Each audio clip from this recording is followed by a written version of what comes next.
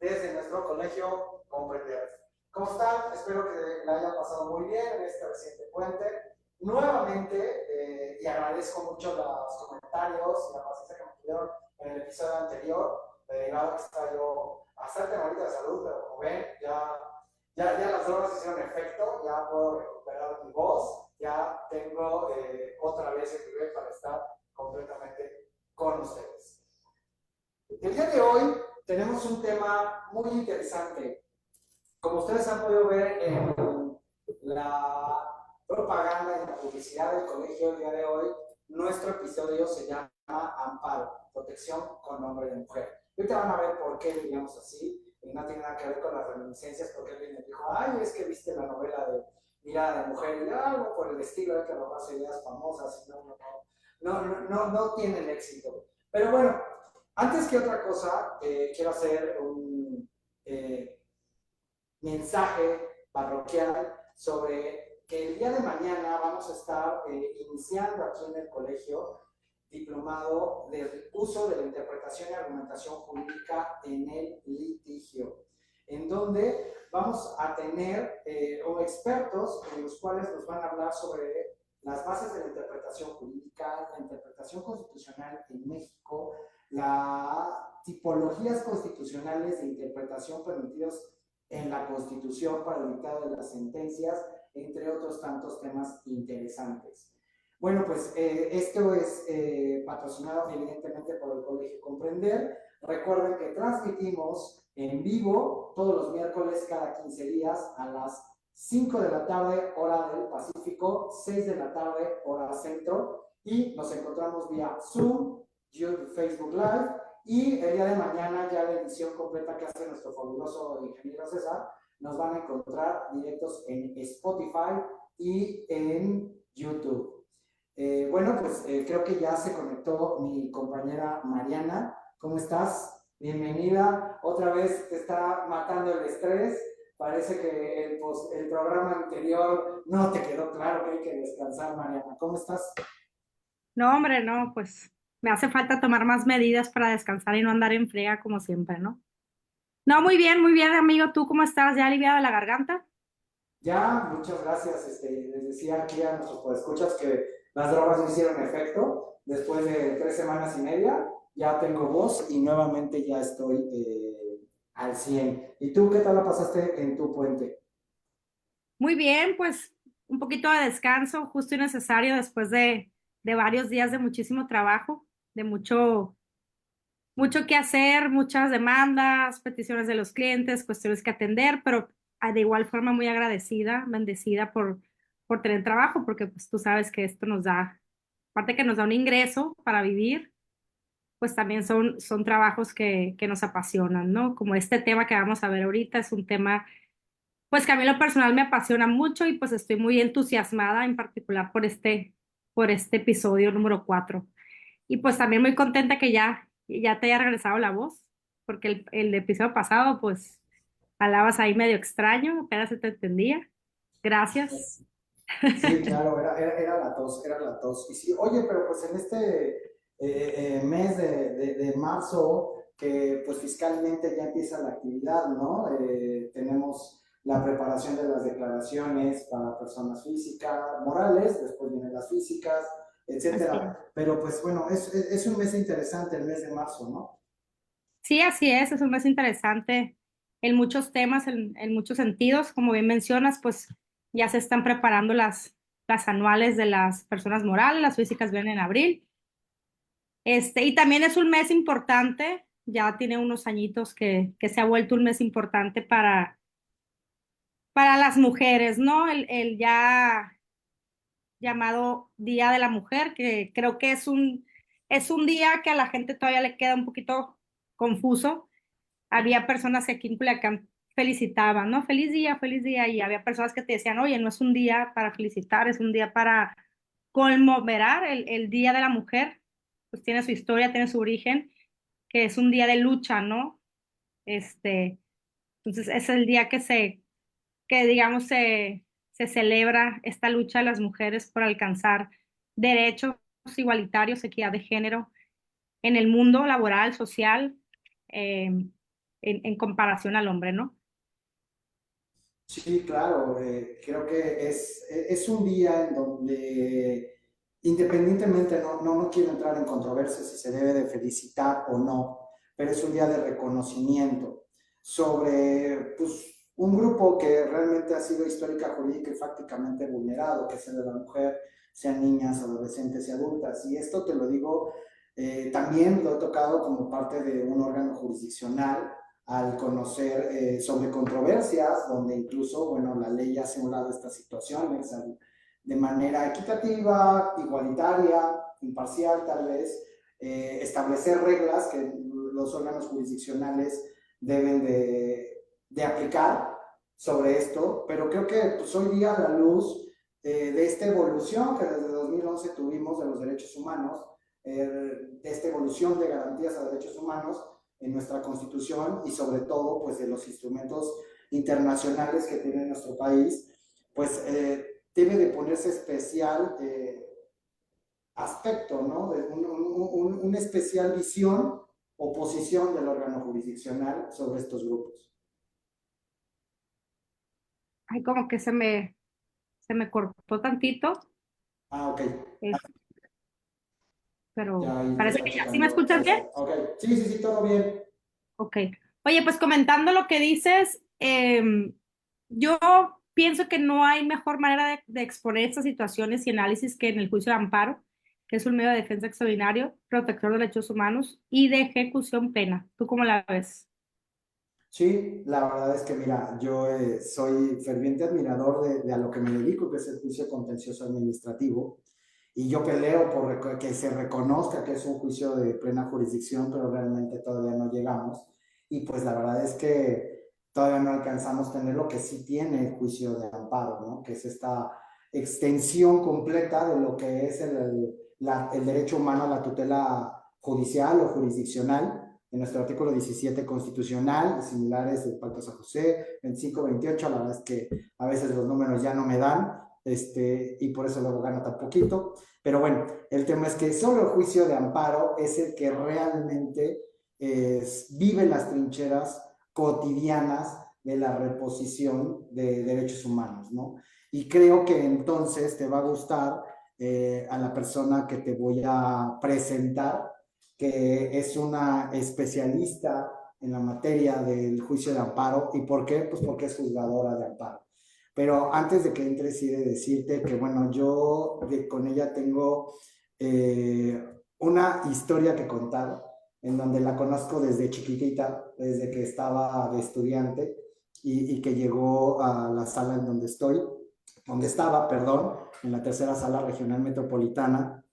Y la verdad es que siempre le vi que dije, ay, ojalá si un día fuera yo secretaria, de acuerdo, si ella, mi secretaria, sería muy buena porque es muy buena esclava. Es bien ñoña, es muy estudiosa, es muy inteligente, pero algo que tiene, ella sabe cómo le digo, pero dejémoslo en que le digo que es canija, y me consta, pero de ahí en fuera, pues te va a encantar conocerla. Hoy día es jueza octava de distrito en el segundo circuito de Naucalpan.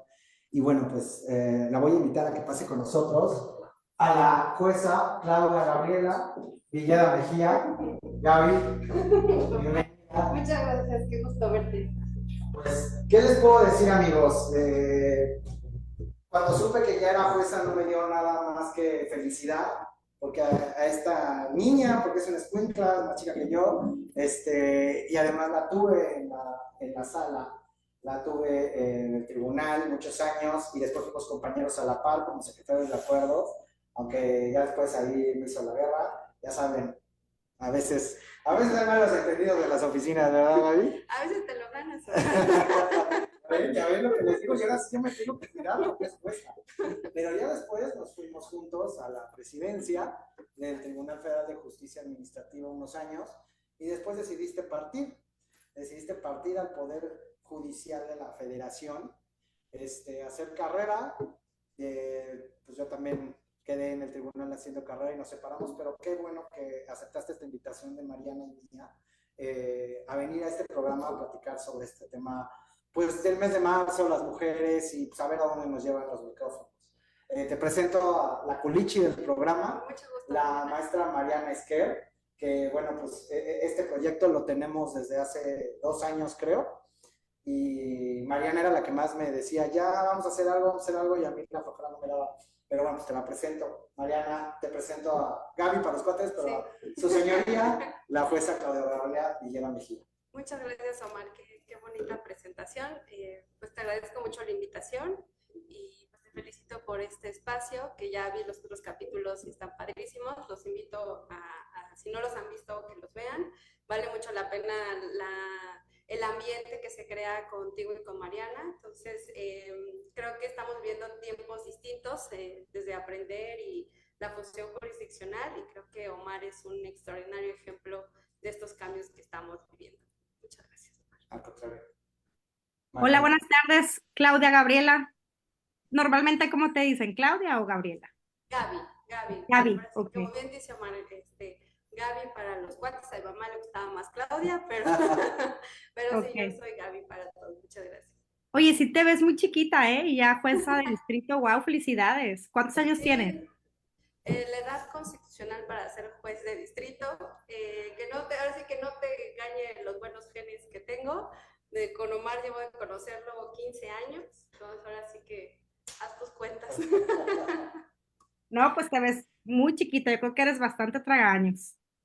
Muchas gracias, sí, Mariana, pues aquí en la No, pues, función y haciendo lo que me gusta. Creo que yo elegí ser jueza de distrito y bueno, en general creo que entrar al sistema de impartición de justicia por un tema de vocación. Creo que la vocación es algo que me mueve desde todo el tiempo. Yo iba a ser médico, ese es un dato interesante, pero la vida me llevó a la función jurisdiccional y pues siguiendo también los pasos de mi familia, que soy de familia judicial, y pues entonces ahora sí que era el camino evidente y sobre todo creo que el más apasionado, y no me arrepiento de haberlo tomado, todo lo contrario, soy muy feliz en ese sentido. oye, Qué pues padre. está Adelante, padrísimo Mariana, perdón. teniendo ese puesto tan importante donde seguramente ves asuntos de mucha importancia, ¿no? Y a mí me encanta ver mujeres que son exitosas y que son, que tienen sus puestos, que les ha costado llegar y que llegan, pero me gusta mucho más cuando las mujeres dicen soy feliz y disfruto lo que hago, ¿no? Porque el éxito es un concepto, pues, relativo, ¿no? Para ti puede ser el éxito algún concepto, para mí otro, y ahorita que dices soy feliz y disfruto lo que hago, pues qué bonito y qué padre, porque aparte es una profesión pues de, más bien un puesto de muchísima responsabilidad, ¿no? Sí, de hecho, yo creo que es una forma de vida, yo lo calificaría así. Desde que uno tiene conocimiento que es un cargo, que en el momento en el que uno asume esta responsabilidad, puede uno alejarse de la familia, de los amigos, que es parte, consecuencia natural de que si no hay adscripción en casa, pues que uno tenga que emigrar. Uno es consciente de esta situación y pues no obstante eso uno asume el compromiso y en mi caso tengo la fortuna, la enorme fortuna de ser jueza de distrito como una acción afirmativa. En el 2022 se abrió un espacio para un concurso de puras juezas de distrito. Ok. Concursamos cerca de 2,000 secretarias proyectistas de juzgado, de tribunal, de la corte. Y en ese concurso, pues la idea es como acción afirmativa precisamente abrir las puertas para que más mujeres accedan a estos cargos y de alguna manera igualarlos a los hombres, porque es un hecho notorio que los hombres superan en número a las personas juzgadoras mujeres. Es algo que se está tratando de resolver. Ok, pues está muy interesante. Y bueno, el nombre del podcast, como ya sabemos, es Amparo, Protección con Nombre de Mujer. Y tú que eres jueza de distrito, que ves, resuelves, estudias los juicios de amparo. Yo tengo muchísimas preguntas, ¿no? Ojalá nos dé el tiempo, pero lo primero que me gustaría preguntarte para que la audiencia lo tenga claro, no nomás los abogados, los que nos dedicamos a la materia, es ¿qué podríamos entender por derechos humanos y por grupos vulnerables? Sí, mira, Mariana, los derechos humanos son todas aquellas prerrogativas que nos permiten alcanzar una dignidad en todos los aspectos de nuestra vida. Entendiendo la dignidad como esta posibilidad de desarrollarnos, insisto, en todos los aspectos de nuestra vida. La libertad de expresión, la libertad de escoger el género, la preferencia sexual, la identidad sexual,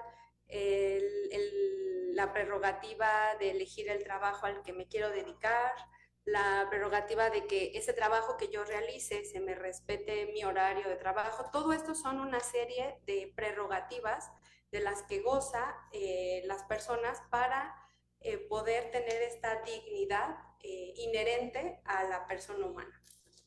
Ya hay otros conceptos ahí un poquito más técnicos, que por ejemplo el concepto de derecho fundamental, que bajo ciertos parámetros, cuando estos derechos humanos se positivizan, es decir, se incluyen dentro del sistema jurídico positivo, es decir, normas, constitución en términos generales, pues cobran este concepto de ser un derecho fundamental, porque es reconocido por el Estado al que se incorpora.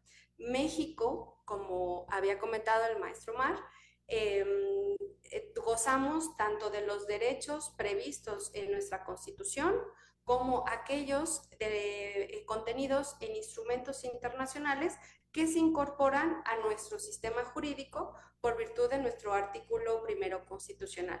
Digamos que en términos generales todo este gran bloque de constitucionalidad construye nuestros derechos humanos y técnicamente podríamos hablar de derechos fundamentales.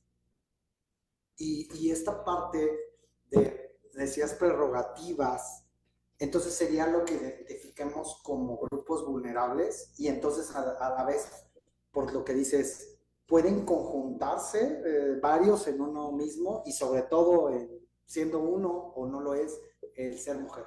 Sí, claro. Mira, de los conceptos importantes a tomar en consideración es persona en situación de vulnerabilidad. Hay un concepto importante en el neoconstitucionalismo que es la interseccionalidad. ¿Qué quiere decir esto? Que distintas situaciones concurren en un solo individuo y que lo colocan en un plano diferente, digamos desproporcional frente a otro grupo. Y esto no tiene que ver en número. El ejemplo claro son las mujeres. Las mujeres somos mayoría en México, por ejemplo.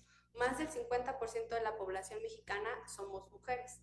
Sin embargo, se considera que estamos en una situación de vulnerabilidad porque históricamente hemos tenido algún trato diferente del otro bloque que son los hombres.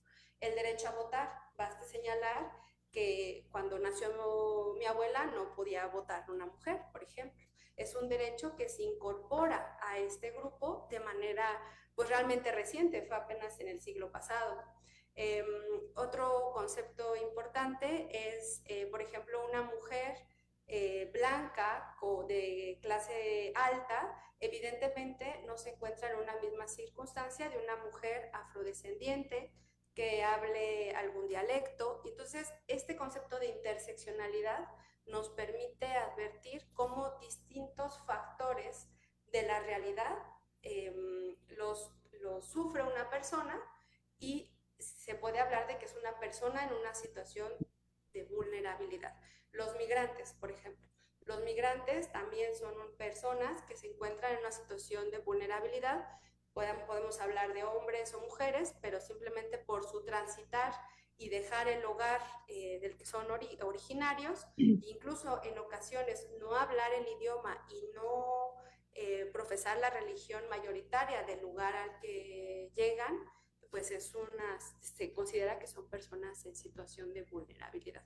En el caso de las mujeres, insisto, es una situación particular, somos mayoría, pero derivado de la violencia de la que somos objeto las mujeres, es que además nos colocamos en una situación de vulnerabilidad.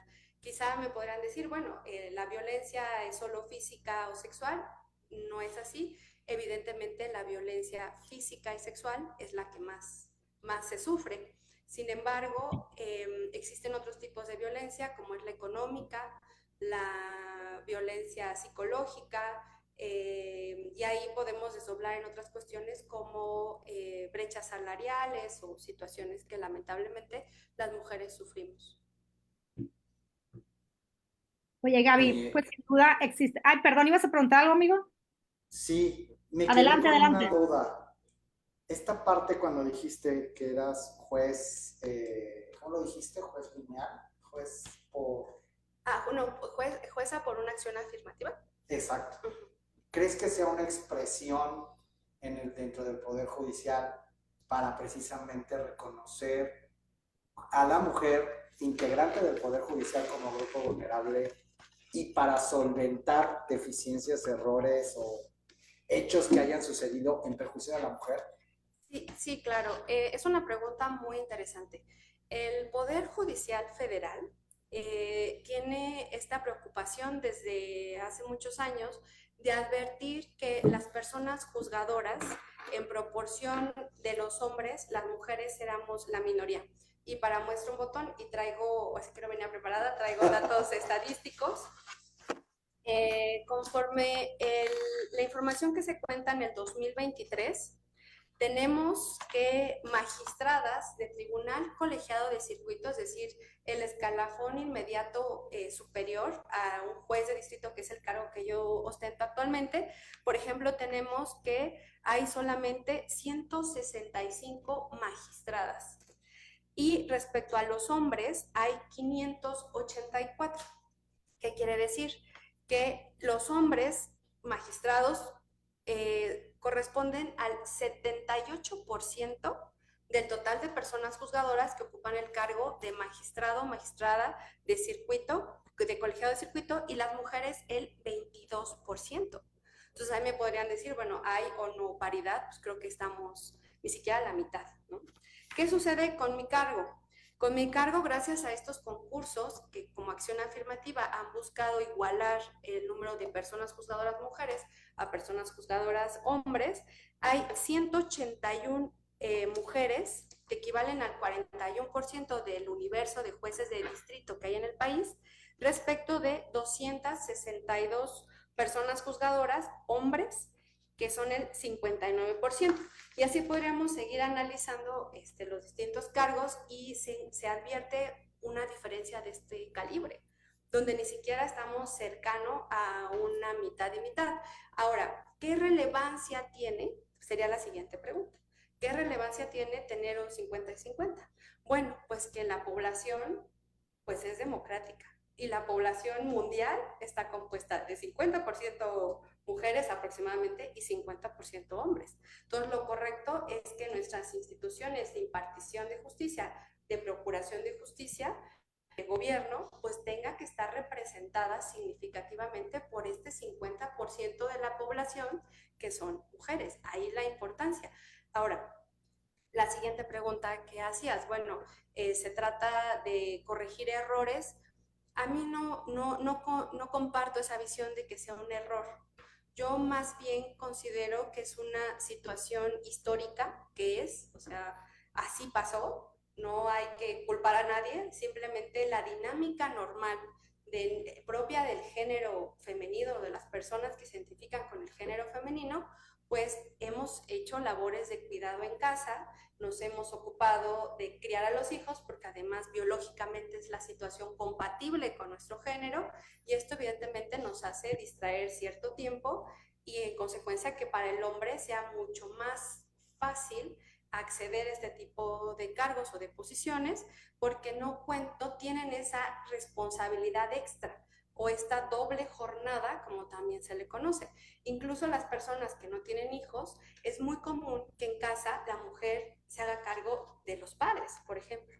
Entonces, no solo que no tenga hijos tiene esta carga, por así decirlo, sino también la mujer soltera. Hoy en día es un reto la feminidad contemporánea, y Mariana no me dejarás mentir, estas situaciones que estamos viviendo distan mucho de lo que vivieron nuestras abuelas o mi propia madre incluso, que fue una madre trabajadora, que es muy distinta a su realidad a la que yo estoy teniendo en estos momentos, a la misma edad. Sí, totalmente de acuerdo contigo. Creo que hemos avanzado en muchas áreas donde la mujer pues ha evolucionado en ese sentido laboral, ¿no? Que ya se atreve, que ya de alguna forma se le permite, donde hay muchas mujeres que no necesariamente quieren tener hijos o quieran formar una familia y se dedican a trabajar, así como hay mujeres que se dedican a las dos cosas, ¿no? A tener a sus hijos, a tener una vida laboral exitosa, a realizar lo que decidan, ¿no? Sin tener los límites que se tenían antes, tanto en lo familiar como en lo social, porque pues finalmente también en casa podías tener el límite de tu padre, de tu esposo, de que, oye, no trabajas, oye, no quiero que trabajes, yo te mantengo. Y si se te permitía, obviamente estoy hablando muchos años atrás, bueno, pues a lo mejor no te iban a contratar o iban a contratar mejor a un hombre o muchas veces hasta en la actualidad te encuentras con colegas, abogados, hombres que de alguna forma, pues no es que te discriminen o que te quieran hacer menos, pero sí me ha tocado a mí que te quieren hacer a un lado, ¿no? Como que pareciera que no les gusta, ¿no? Que una mujer llegue preparada. Es un chip que tiene que seguir cambiando y creo que en algún momento va a suceder, ¿no? 50 y 50 que tú comentas, creo que también va a existir en todas las áreas que se requieren, ¿no? Para que realmente exista esta equidad. Antes de que comenzáramos con esta parte del tema, hablabas mucho de las situaciones de vulnerabilidad y tocaste varias situaciones, ¿no? Si una mujer es blanca, si una mujer no es blanca, si una mujer habla cierto idioma, etcétera, etcétera. Híjole, pues pueden existir un montón de situaciones así, ¿no? Y tú como jueza de distrito, ¿te ha tocado algún asunto en particular donde se conjuntaran diversas condiciones así? Sí me ha tocado conocer. Yo tengo en el cargo poquito tiempo, apenas cumplí un año, entonces los asuntos que yo tengo actualmente en el juzgado pues todavía están en revisión o los tengo en trámite. Entonces por mi cargo no puedo hablar de ellos. Sin embargo, tengo un asunto en el que yo les podría decir que me marcó como mujer, como persona juzgadora, que conocí cuando yo era secretaria en un juzgado de distrito en materia administrativa aquí en la Ciudad de México y que me parece muy significativo porque, y sobre todo, casi podría decir que es un asunto de laboratorio, porque en efecto en este asunto concurre varias vulnerabilidades. Es el escenario donde hay una niña que se enferma, que además está enferma de una enfermedad que tiene además una carga moral discriminatoria, que es el VIH-Sida, que además queda bajo la guarda y custodia de su abuela porque sus padres fallecen con motivo de esta enfermedad. Y tenemos esto en el contexto de una institución que es el ejército. La disciplina castrense sabemos que además es muy dura y tiene una razón de ser, y que el ISFAM, que es el Instituto de las Fuerzas Armadas, le niega la pensión y el servicio médico a esta menor en este escenario de cosas. Huérfana, niña, en aquel momento tenía 8 años la niña cuando se promueve el amparo, y a cargo de una mujer de la tercera edad que evidentemente ya no estaba en unas condiciones de poder acceder a un trabajo de manera sencilla para poder solventar los gastos de la menor. Obviamente por cuestiones de proteger su identidad, no vamos a mencionar su nombre, pero pues es creo que un caso muy interesante y que además yo conozco en la materia administrativa donde se tiene la idea que es una materia fría, ¿no? Donde normalmente vemos fiscal, administrativo, no, casi pocos asuntos tienen este rostro humano y en este asunto que se los compartí, pues sí, tiene un rostro humano de una niña y de una mujer mayor. Híjole, pues te lo juro que se me puso la piel chinita, qué fuerte todo lo que comentas. Yo creo que a mí también me hubiera marcado si hubiera estado en tus zapatos. Suceden tantas cosas, ¿no? Que uno a veces ni se entera, entonces cuando te enteras, pues es un balde de agua helada, ¿no? Dices, ¿cómo pueden suceder este tipo de situaciones? No sé si puedas comentarlo en su caso, si pudieras, a lo mejor de Sí, forma por encimita, ¿cómo se resolvió? y en base a qué, fundamentado, motivando en qué. Sí, este asunto es muy interesante porque el papá de la menor, como ya comentaba, él era soldado raso, era cabo, tenía digamos, dentro de la jerarquía castrense, pues es de los rangos inferiores y además no cumplía con las semanas de cotización que exige el instituto, que es bastante elevado, son 20 años para siquiera acceder los deudos, los derechohabientes del militar fallecido, 20 años es muchísimo. Y hay un análisis muy interesante que hace la ONU-SIDA en relación con los militares que se encuentran también en una situación vulnerable al que por el ejercicio de su actividad tengan que trasladarse fuera de casa, fuera de su hogar y que se encuentren en una situación de riesgo mayor de contraer este tipo de enfermedades por la situación y la dinámica propia de los trabajadores que salen. Te interrumpo Tienen esta... tantito, nomás para que quede bien claro, ¿qué es el ONUCIDA? ¿Para qué sirve? Sí. La ONU tiene distintos, digamos, bracitos que se dedican a estudiar y a analizar algunos aspectos relevantes en el contexto de la protección universal de derechos humanos. Hay que recordar que México forma parte de dos sistemas de protección de derechos humanos. Uno es el Sistema Universal de la ONU, de la Organización Nacional de las Naciones, Organización Mundial de las Naciones Unidas, y el otro sistema es el Interamericano, con base en la Convención Interamericana o también de San Salvador, también conocida como Pacto de San Salvador. Y México está obligado, por virtud de estos tratados que ha firmado, está obligado a asumir, en el caso de la Corte Interamericana es muy interesante porque asume la jurisdicción contenciosa y se permite proteger los derechos humanos, incluso del propio Estado, en una jurisdicción internacional. Y lo mismo sucede con el caso de la ONU, que tiene estos bracitos, como comentaba, donde analizan ciertos aspectos ya muy específicos y muy puntuales de la protección de derechos humanos. Entonces, la ONU tiene este espacio donde se ha analizado esta pandemia del virus del VIH que genera la enfermedad conocida como SIDA, que la persona ya se encuentra en una situación donde su sistema inmunológico se encuentra deprimido y es posible que enfermedades, como le llaman, oportunistas, enfermen a la persona y ocasionen su muerte. Entonces, la sentencia se fundamenta en documentos que ha elaborado la ONU sobre este tema y ha analizado que los militares están en una situación de vulnerabilidad porque salen de casa, se alejan de los lazos familiares y esto los pone en un natural riesgo de contraer este tipo de enfermedades. Entonces, el padre de la menor se contagia de esta enfermedad, enferma, también contagia a la madre y ambos fallecen dejando a la niña huérfana y a cargo de la abuela materna de más de 60 años de edad.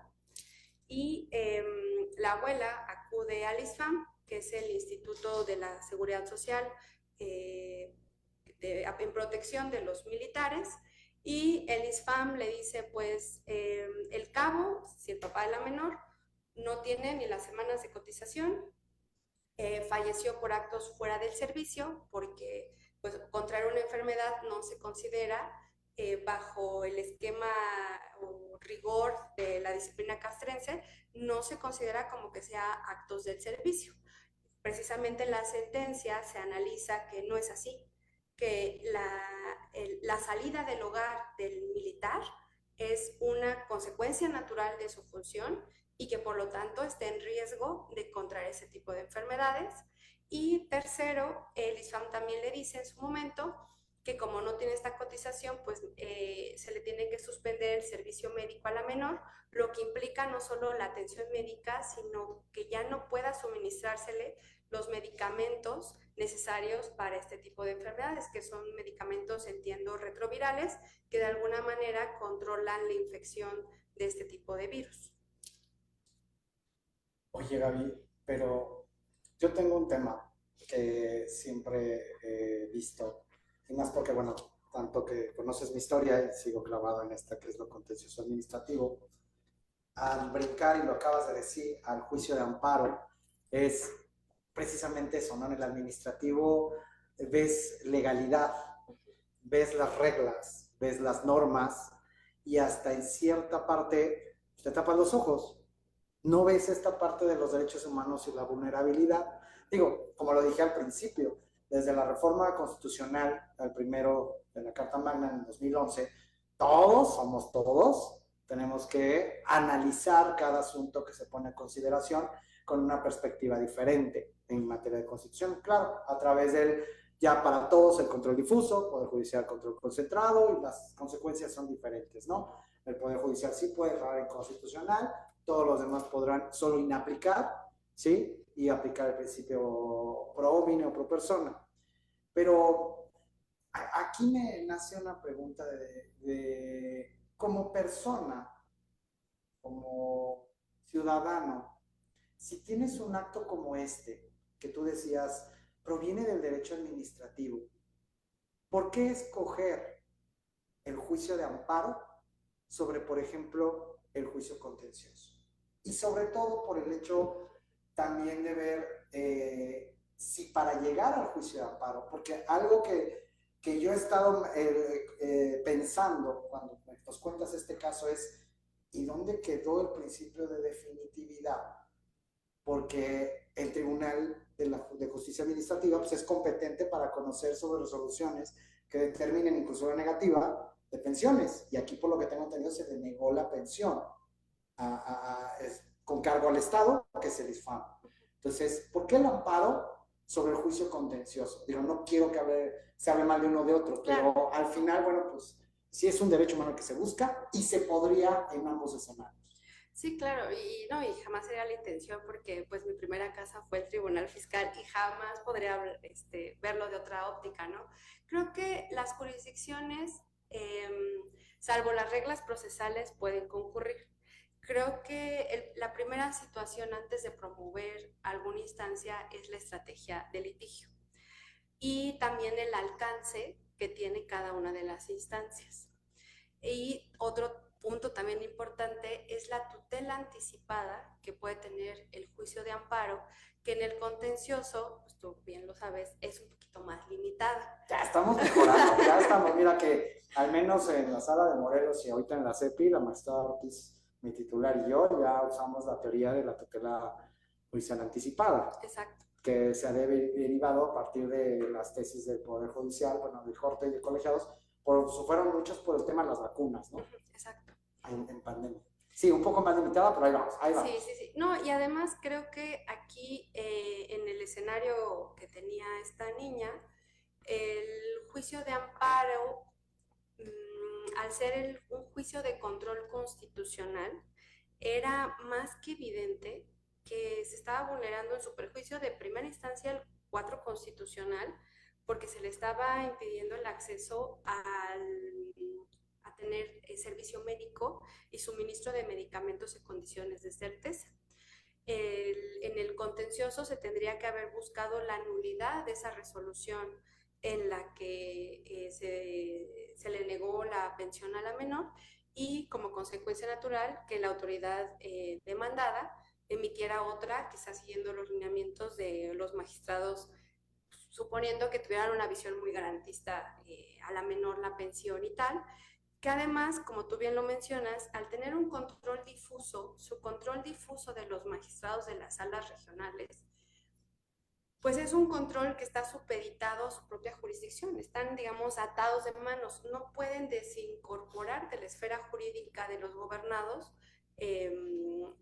reglas federales como sería la ley que rige al ISFAM.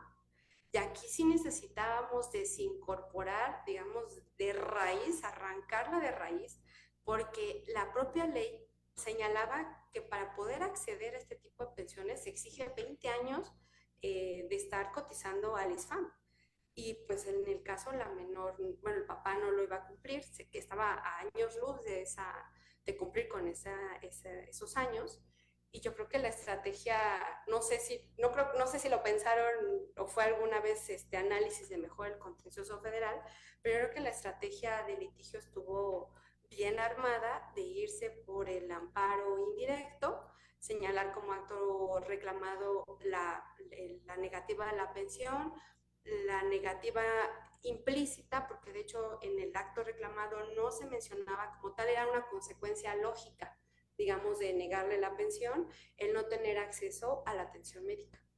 Entonces yo creo que como estrategia de litigio era mucho más viable y tenía además un alcance mucho más protector, porque desde la suspensión, el juez de distrito, que era mi jefe en ese momento, esa fue la instrucción, concederle la medida cautelar para el efecto de que se le diera la atención médica a la menor y se le suministrara los medicamentos necesarios, aún sin tener más que pura apariencia el buen derecho, eh, ninguna resolución en el fondo, ni siquiera cuestionarnos en ese momento si la norma era constitucional o no, simplemente garantizar como parte de la integridad física de la menor. Es que había muchas cosas, el peligro en la demora por el estado de salud, el hecho de que una medida cautelar busca el que no se cause un daño mayor a una de las partes, y aquí el no tener atención médica puede conducir a la muerte a la menor. O sea, sí era, pues ahora sí que más que evidente. Sí, pero para el ISFAM no lo fue. Entonces creo que ahí es donde está la chamba de precisamente de estas instancias, de los jueces de distrito, jueces y juezas de distrito. Oye, Gaby, entonces, quiere decir que al momento de resolver el amparo tuvo más peso los derechos humanos de la niña a la vida, a la salud, que el hecho de que el padre no cumplía con las semanas cotizadas, que ese es un requisito que debe de estar en la ley. Pero tuvo Sí, más claro. peso Sí, esa situación por sí, el por hecho de ser supuesto. una situación vulnerable, pues. Sí, porque a la luz de los tratados internacionales está por encima el interés superior del menor que cualquier situación presupuestal en este sentido. Y ahí, por ejemplo, entraría el tema muy interesante de la justiciabilidad de los DESCA, por ejemplo. El derecho a la salud, a la educación, a un ambiente sano, limpio y tal, constituye un parámetro que el Estado tiene que garantizar, y en Y el caso cumplir. concreto del derecho a la salud, el Estado tiene que garantizar el nivel más alto posible que pueda tener el gobernado. Sabemos que la ciencia médica no es una ciencia exacta, que situaciones lamentables de salud pueden ser casi fatales, pero que por lo menos se garantice una situación digna para el gobernado o la gobernada que esté enfermo. Oye, y otra preguntita, ¿qué es el interés superior del menor y hasta qué edad o hasta qué parámetro se debe de cumplir? Es una pregunta muy interesante. El principio de interés superior del menor se desdobla en tres aspectos. Es un derecho sustantivo, una regla de procedimiento y también un principio interpretativo. ¿Qué quiere decir? Que al desdoblarse, dependiendo de la situación particular que atraviese el menor, se le va a garantizar como un derecho el que siempre se vele por lo óptimo, lo mejor para él, a pesar de los padres, a pesar de los tutores. El otro desdoblamiento que había comentado como herramienta interpretativa. Cuando tengo dos normas o dos maneras o dos ópticas de ver una disposición o una situación, opto por la que interpretándola a la luz de este principio se garantice la mejor situación al menor. Y como regla de trato es, ejemplo, es muy didáctico, garantizar al menor, por ejemplo, en estos casos, siempre escucharlo. Cuando se cuestiona situaciones de su guarda y custodia, es importante escuchar al menor, se llaman así audiencias de escucha, donde atendiendo al desarrollo progresivo del menor, es decir, considerando su edad, su capacidad de entendimiento, es que se le escucha, el juez está obligado a escucharlo para verificar cuál es la mejor condición en la que se puede encontrar el menor. Hay ocasiones donde un primo, un tío o un abuelo es muchísimo mejor custodio que un padre. Entonces, esa situación, todo eso engloba, todo eso y más, digamos, engloba el principio de interés superior del menor. Oye, Gaby, pero a ver, entonces, ahora tengo yo otra duda. Aquí en este caso se habló del interés superior del menor, pero también se habló de que era niña, sexo femenino. Entonces mi pregunta es, como juzgador y tal vez como operador jurídico, ya no importa la trinchera, pero en este caso sería el litigante y el juzgador. Como operador jurídico, ¿qué haces con eso? Porque tienes el interés superior del menor como vulnerabilidad de ser niño, sin ser hombre o mujer, niño. Pero también es niña, entonces ahí metes otra. Ese es, ¿le echas montón? ¿Escoges una sobre de otra? ¿Cómo se debe de abordar este tema cuando, por ejemplo, ahorita entonces vamos a ver que en este caso que dices era grupo vulnerable por ser niña, grupo vulnerable por ser menor, sumo niña, sumo una enfermedad ampliamente analizada en todo el mundo como que arroja vulnerabilidad. Huérfano, sumo que la tiene como menor, está bajo la custodia de otra mujer. Mujer que además es persona de la tercera edad. O sea, ya sumé como 6. Escojo una, se suman todas y cómo es que se hace en todo caso la ponderación. ¿Qué tiene que hacer? Porque como operador jurídico, entonces yo me volvería loco porque diría, voy a sacar una demanda kilométrica porque de explicar 6 vulnerabilidades lo voy a marear al secretario. ¿Sí? ¿Cómo se le hace? Precisamente la herramienta de la interseccionalidad nos permite analizar este tipo de casos y nos hace sobre todo sensibles a estas situaciones que concurren en una sola persona o en un solo asunto, como es el caso. No es que una pese más encima de la otra, es decir, no pesa más que sea niña respecto a que esté enfermo, es decir, un niño sano merece el mismo trato y las mismas consideraciones que en este momento esta niña que se encontraba enferma. El hecho de que tuviera una tutora que estuviera de la tercera edad, creo que en el mismo caso no tendría que tener otro trato diferente, digamos, argumentativamente hablando, para la elaboración de la sentencia.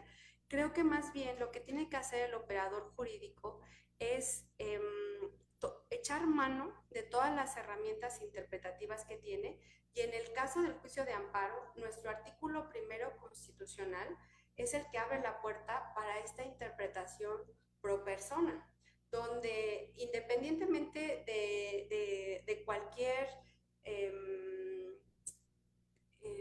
análisis personal que yo pudiera hacer o cualquier criterio que yo pudiera tener en mi foro interno, yo tengo que ponerme estos lentes de juzgador constitucional y echar mano de todas las herramientas que tengo, que es no solo mi constitución, mis derechos fundamentales, sino también todo este bloque y todas las herramientas argumentativas, como este otro principio en esta sección de herramienta interpretativa, para poder resolver este caso, que evidentemente era un caso sumamente complejo. Digo, ahorita ya 8 años a la distancia, pues quizá ya no se vea tan complicado como en el momento en el que me tocó llevar la instrucción y conocer de este asunto.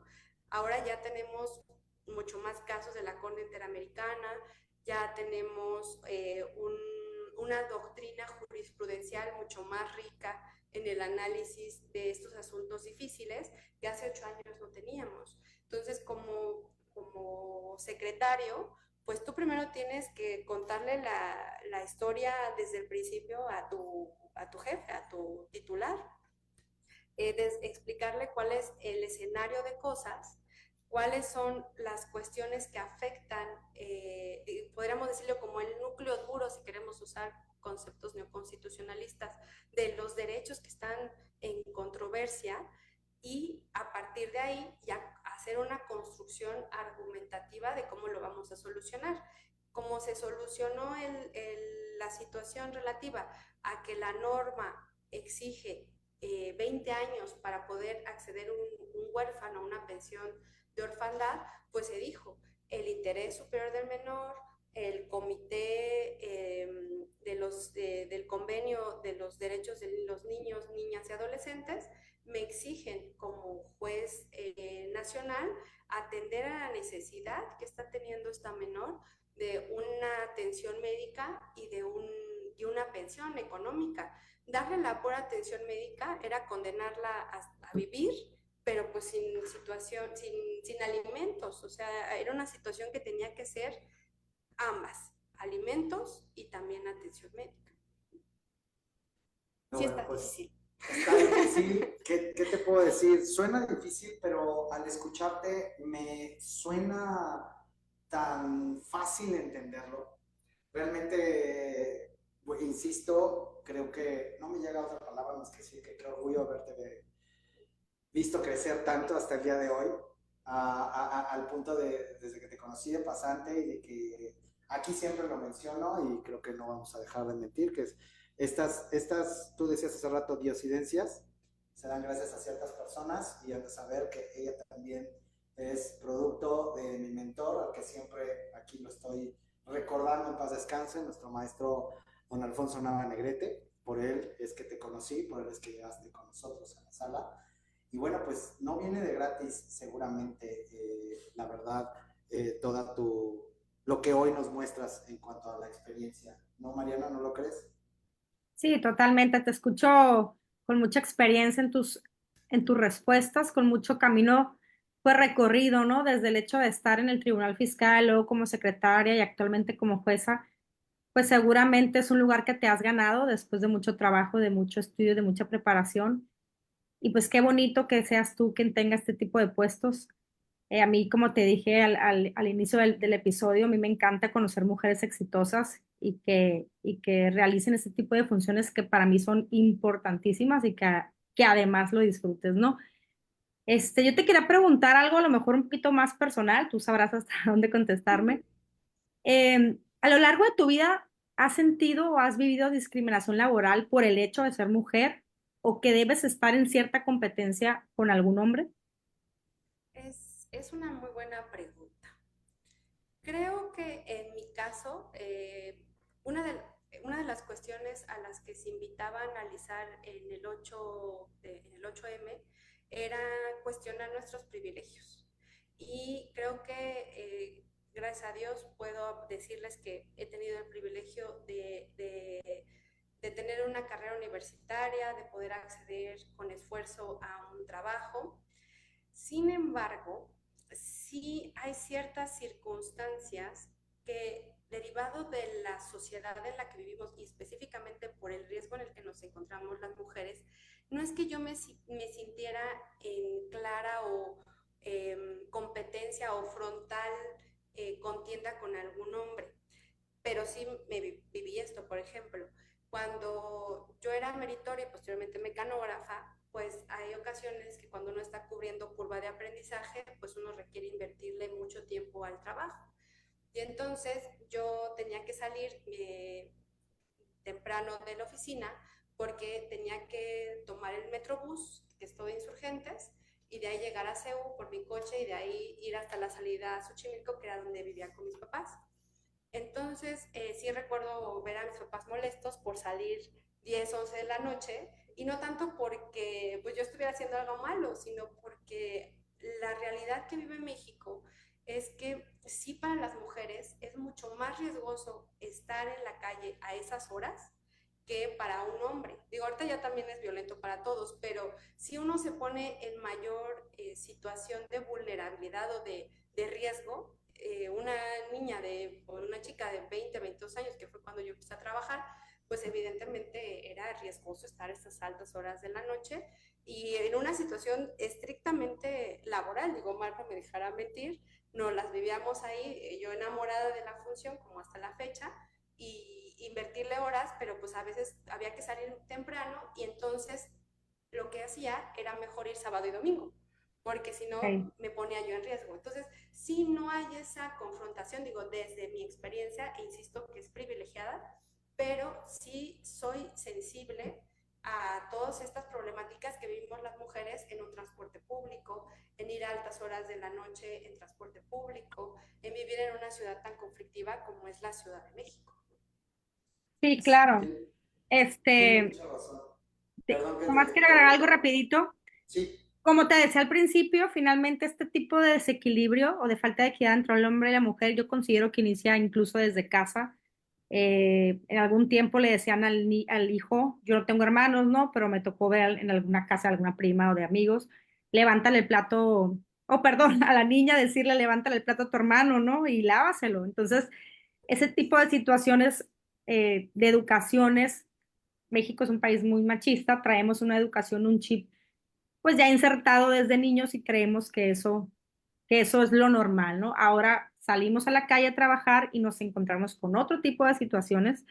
Hace como un mes terminé de leer un libro se llama Almadelia Murillo, se llama el libro La cabeza de mi padre, la autora es Almadelia Murillo, creo que escribe no me acuerdo qué periódico de ahí, de la Ciudad de México, y ella cuenta que se tuvo que ir del Estado de México a los 19 años porque tenía un trabajo, creo que tenía que hacer como 1 hora, 2 horas de camino no me acuerdo cómo se llama el medio de transporte, el metro, este, y pues sufría un montón de situaciones de acoso, de incomodidades, o sea, que tú las lees y dices, ¿cómo, o sea, cómo es posible, no? Y una niña de 19 años, en realidad eres una niña, y estar viviendo y soportando todo eso, entonces ella cuenta en el libro que, ¿sabes qué? Pues yo, me dijo a su mamá, yo ya me voy de aquí, no recuerdo exactamente dónde puso que se fue, pero tú lees esas cosas y uno como mujer te duelen y las sientes, ¿no? Porque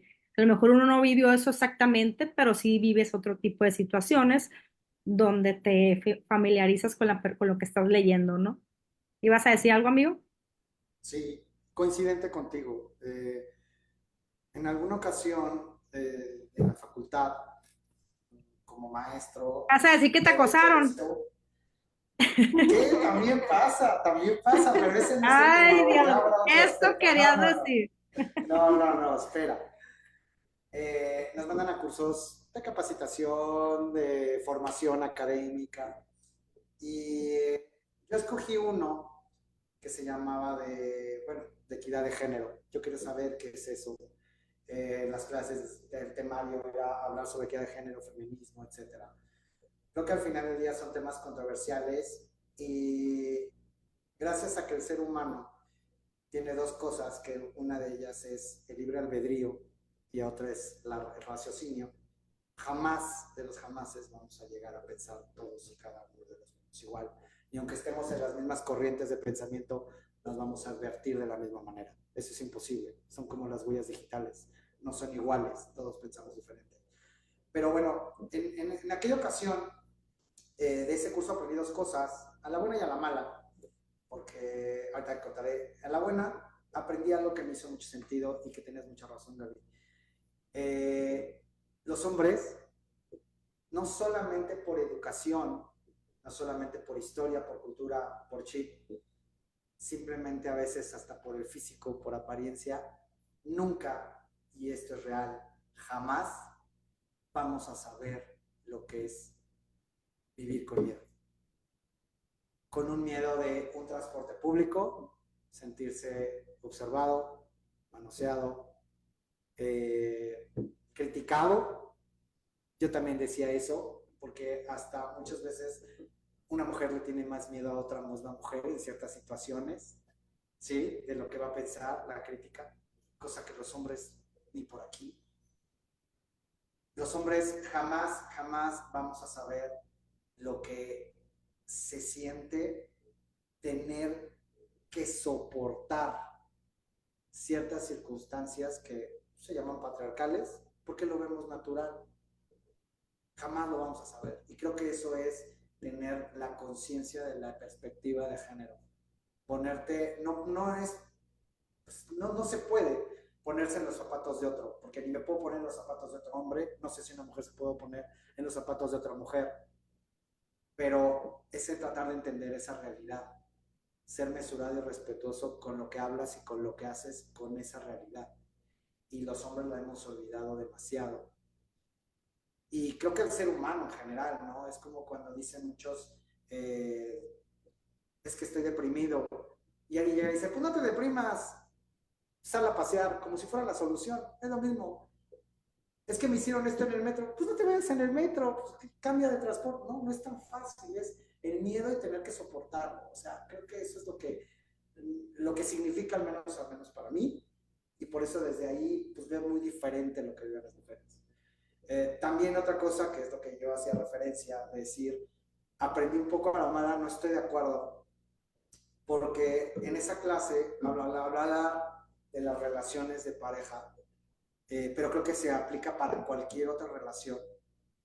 Decía, bueno, todos somos diferentes y creo que para que haya concordia, entendimiento y poder caminar y no mandar todo al carajo, pues es una negociación, porque todos somos y pensamos y requerimos diferente. Y el hecho de que uno se adecue al otro, pues alguien acaba perdiendo, si no es que los dos. Porque entonces yo que obtengo todo lo que quiero de la otra persona, no voy a tener un reto, voy a caer en una zona de confort y se va a hacer mi voluntad. Y el otro renuncia a sí mismo por ser lo del otro.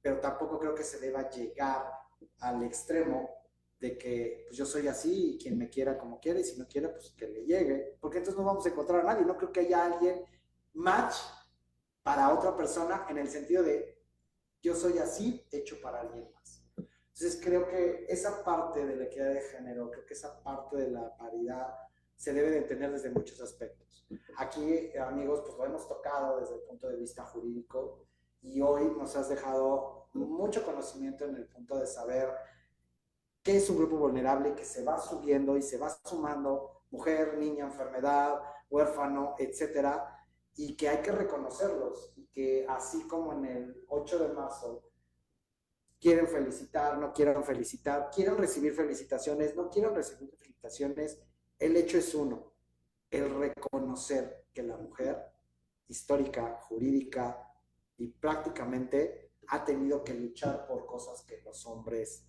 no tanto. Y que nosotros creo que somos la primera o la principal herramienta que tienen las mujeres, porque ellas podrán luchar, pero mientras los hombres no quieran cambiar, no vamos a llegar a ningún lado, vamos a estar como el perro que se persigue la cola y no vamos a llegar a un avance. Y bueno, Gaby, para ir cerrando, y creo que esta pregunta me queda muy bien a mí hacértela porque te conocí. Y ya me contaste, yo me sé tus inicios, ya les dije a algunos otros, quien quiera conocer más de la jueza Aguas porque es juez penal, no creo que les guste porque sea una roja. Ya me dijiste tus inicios conmigo en el tribunal, Poder Judicial, como mujer, bajo esta perspectiva de lo que te ha costado llegar al punto en el que estás, con esa numeralia que llevas. ¿Cuál quieres que sea tu destino? ¿Y qué crees o sabes que te va a costar llegar a ese destino? Es una gran pregunta. Creo que a estas alturas de la vida, te puedo decir que yo ya me abandoné en las manos del criado. Me han sorprendido tantas cosas, coincidencias, hasta situaciones mágicas que me han pasado. Deben saber que en el momento en que el maestro Omar y yo nos subimos a sala superior, era una situación casi kafkiana. Que un secretario de sala regional suba a salas superiores raro, es difícil, pero que suban dos y de la misma sala y de la misma ponencia. Y que cabe decir que no se llevaban muy bien porque la señorita era medio caprichosa en ese punto y yo era otro tanto más. Y bueno, pues sí, desde ahí te puedo decir que hoy en día estoy abierta a que el universo me sorprenda. Me han pasado cosas muy buenas y creo que voy sobre esa marcha yo no veo cuestiones como de error ni tampoco me gusta usar la palabra fracaso, siempre utilizo el concepto experiencia y trato que neurológicamente así hablarme a mí misma, a veces la historia que uno se cuenta es mucho más importante que lo que los demás opinen de uno, y son de las cosas que yo he aprendido, a contarme una historia bonita, contarme una historia de sorpresa, de bendiciones y sobre todo disfrutar el proceso.